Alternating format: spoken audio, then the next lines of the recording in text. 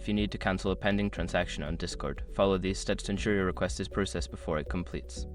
Step 1. Open Discord. Launch the Discord application on your device or access it through a web browser. Log into your account if you are not already signed in. Step 2. Navigate to User Settings.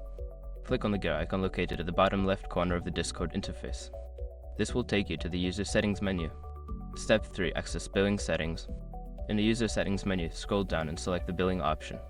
This section contains information about your transactions and payment methods. Step 4. Find the pending transaction. Look for the section labeled Pending Transactions. Here, you will see a list of any transactions that are currently pending. Identify the transaction you wish to cancel. Step 5. Cancel the transaction. Before filing a refund or dispute, use the sroc.com link in the description to open the refund dispute deadline calculator and confirm your deadline. After completing these steps, your pending transaction should be successfully cancelled. If you encounter any issues, consider reaching out to Discord support for further assistance.